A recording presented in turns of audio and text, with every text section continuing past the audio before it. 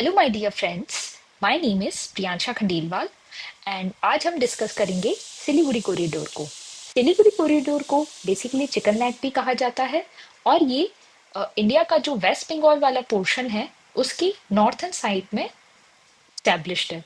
Basically ये 24 kilometre का एक स्मॉल कॉरिडोर है जो कि इंडियन जो मेनलैंड है उसको नॉर्थ ईस्टर्न स्टेट से कनेक्ट करता है। तो हम एक बार इसको मैप से देखते हैं, उसके बाद में मैं आपको इसके स्ट्रैटेजिक इंपॉर्टेंस के बारे में भी बताऊंगी। इस बार आरएएस मेंस में ये क्वेश्चन आया था। तो हम समझते हैं इसकी जियोपॉलिटिकल और स्ट्रैटेजिक इंपॉर्टेंस को। तो ये है हमारा इंडिया का मैप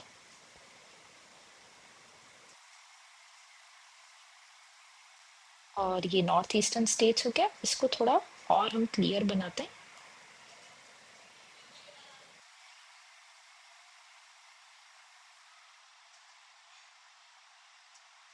ये हमारा वेस्ट बंगाल वाला एरिया हो गया। ओके। अब इस वेस्ट बंगाल वाले एरिया में ये वाला जो पोर्शन है, ये एक छोटा सा एक कॉरिडोर है। ओके। इसी को ही सिलीगुड़ी कॉरिडोर कहा जाता है। इसको हम सिलीगुड़ी कॉरिडोर कहते हैं। ऑफिशियल जो इंडिया के रिकॉर्ड्स हैं, जो गवर्नमेंट के रिकॉर्ड्स हैं, उसमें इसको सिलीगुड़ी कॉरिडोर कहा जाता है। और अनऑफिशियली और हम वैसे देखें तो इसको चिकन नेक भी कहा जाता है। एग्जाम में इसको चिकन नेक कहा गया था और इसी को लेके क्वेश्चन पूछा गया था कि इसकी क्या लोकेशन है और इसकी स्ट्रेटेजिक इंपॉर्टेंस क्या है। तो अब जैसा कि आप देख सकते हैं कि ये वेस्ट बंगाल के नॉर्थर्न पोर्शन, जो नॉर्थर जो वेस्ट बंगाल है, ये इस तरीके से वेस्ट बंगाल का कुछ मैप है। तो इसका जो नॉर्थ वाला पोर्शन है वो बेसिकली सिलीगुड़ी कॉरिडोर है। तो इसकी इम्पोर्टेंस क्या है? तो ये एक बहुत ही छोटा सा, एक बहुत नैरो कॉरिडोर है। तो ये 24 किलोमीटर्स हम कह सकते हैं इसकी विड्थ है।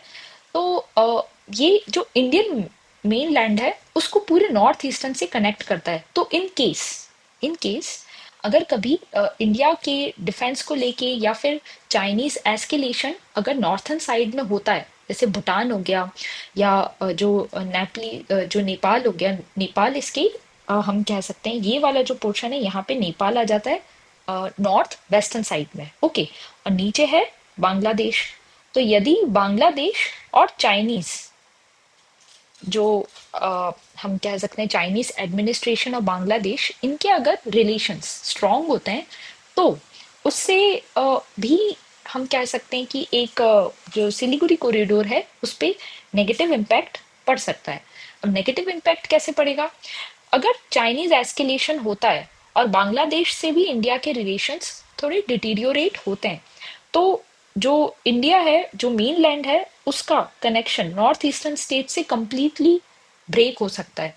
और ऐसे केस में इंडिया का जो ट्रेड है, ट्रांसपोर्टेशन है और जो हम कह सकते हैं कि जियोपॉलिटिकल सिग्निफिकेंस है, वो सारी चीजें इससे इम्पैक्ट हो सकती है।